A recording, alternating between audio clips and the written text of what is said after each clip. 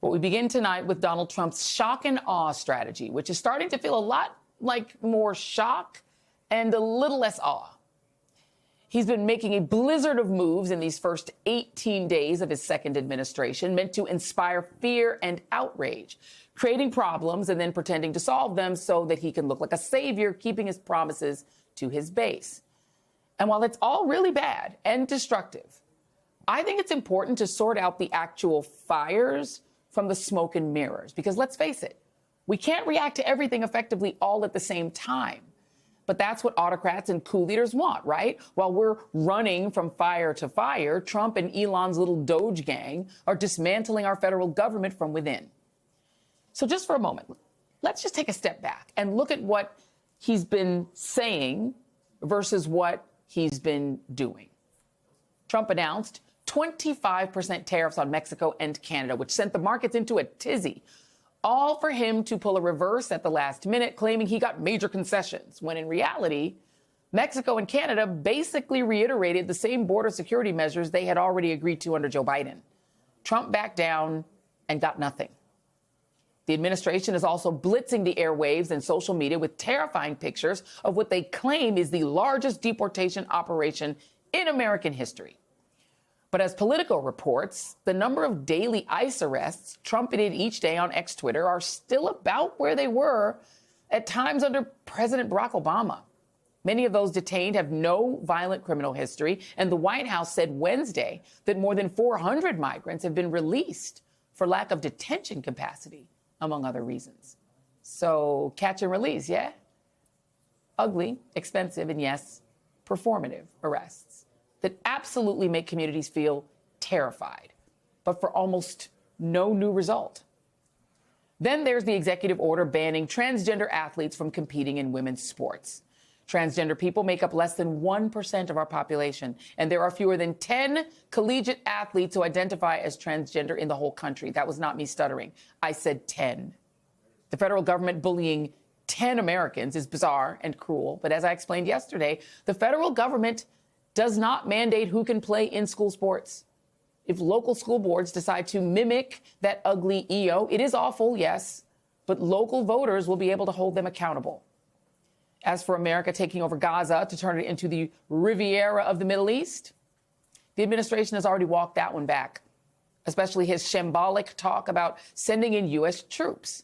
He posted on his social media today that no troops will be needed since Israel will just hand over Gaza to the U.S. once the war is over. Okay, so Israel will somehow physically expel 2 million Palestinians, which, by the way, is definitional ethnic cleansing, and then hand over Gaza to us to colonize with no military protection. Yeah, that should go over great.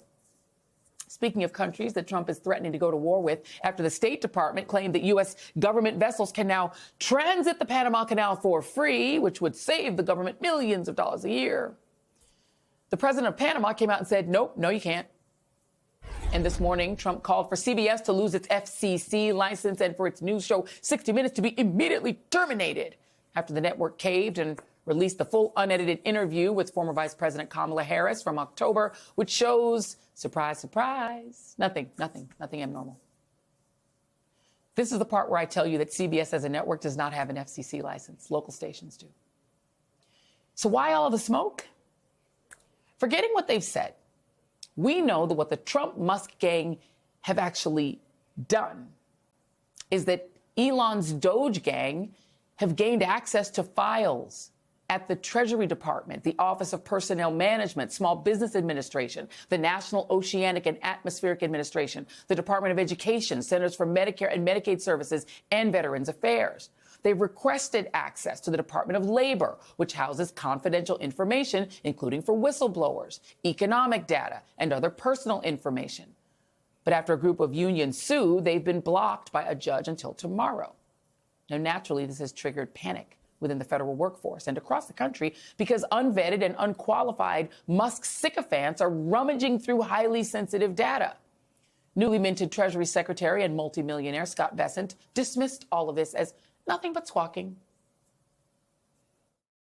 When you hear this squawking, then some status quo interest is not happy. What I will tell you that at the Treasury, our payment system is not being touched in terms of payments being stopped. That is happening upstream at the department level.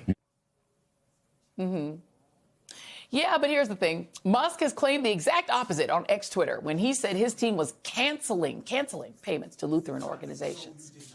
And Wired reports that a 25-year-old engineer, Marco Ellis, was among the Doge staffers given access to the code at the Treasury Department that controls Social Security payments, tax returns, and more.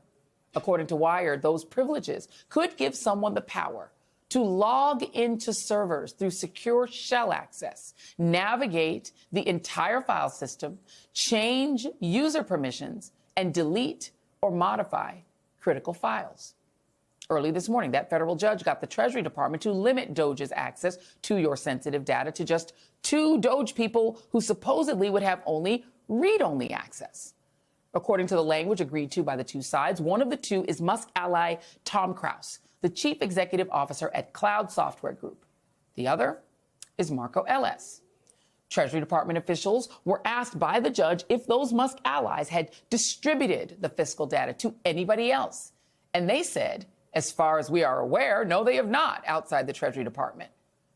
As far as we are aware, well, that's not exactly comforting. But wait, there's more. The Wall Street Journal is reporting tonight that Marco Ellis has resigned from his position at Doge because the Journal found that he had links to deleted ex-Twitter media accounts where he attacked the notion of Indian nationals in the tech world and declared that he was racist before it was cool.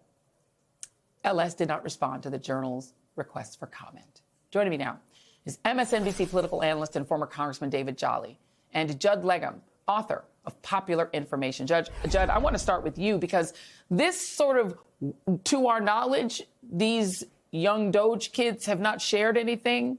That doesn't make me feel good about what's been going on at Treasury. What does your reporting say about what they've actually done with their access to those files while we've been out here chasing all of the rabbits that Donald Trump has been emptying into the garden? Well, I think, unfortunately, we don't know a lot about what has been done, because I know through some of the reporting I've been doing at the Office of Personnel Management, which keeps all the files for all millions of federal workers, employment files, job applications, Social Security numbers, et cetera, they've been given administrative access to these files. At the same time, the career staff have been locked out of these databases. So you have both really expansive access on the one hand, but then the folks that might be able to say and tell what is going on are not able to do so. And so there's all sorts of speculation, but I think we've already seen the Doge group start to use this data, and I'm sure we'll continue to use this data for a lot of different purposes, including the decimation of the federal workforce. First we have this supposedly voluntary resignation, but I think after that, there's at least indications that it may be used to implement reductions in force. Right. I mean, and this is the problem, David, is that, I liken it to throwing a smoke bomb in the lobby of the bank, and then everyone's running from the smoke while the robbers are in the vault cleaning out the bank, right? Cleaning out the cash. The data is so valuable, right? The data imagine that having the data of 320 million Americans and your primary business is AI.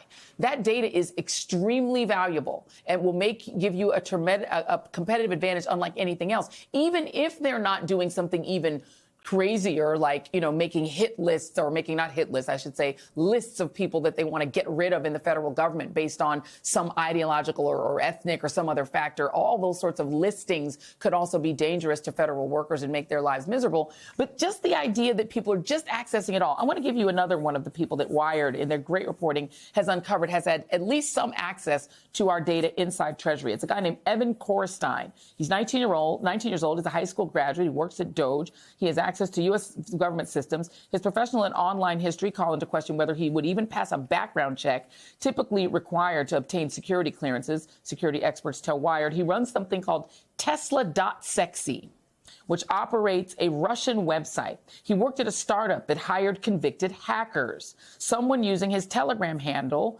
solicited a cyber attack.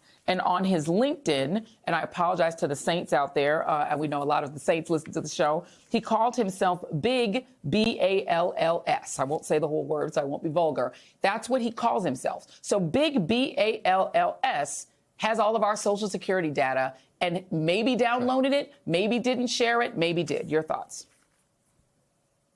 Joy, I think it's pretty clear that the U.S. government has been raided by the world's richest man under the permission of a billionaire felon president who thinks that governing is a reality show. And that creates a constitutional crisis. And I think there are so many fires to put out. You're exactly right in discussing this, that sometimes you have to choose which one is the real kind of existential question. And so it is not necessarily, though wrong on policy, the attack on USAID or the attack on the Civil Service Corps. Those are very important and worth fighting for. But I think the fundamental issue here is the lawlessness of Donald Trump and Elon Musk and their Doges, and whether or not there was a security breach. We know there are violations of law. There are violations of the Impoundment Act, violation of civil service protections, violation of the Constitution. It is the question of lawlessness that is creating the constitutional crisis, not necessarily the policy behind it. The policy has to be fought as well.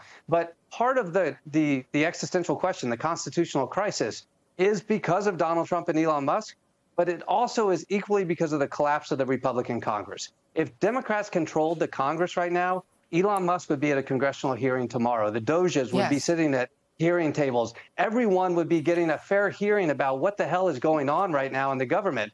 But we see the malfeasance by Trump and Musk, but it's kind of a passive malfeasance by the Congress that has to be recognized. The Republican Congress has collapsed. It has collapsed. It no longer honors its constitutional responsibility. And in that vacuum, we get the violations of law and Constitution that we're seeing.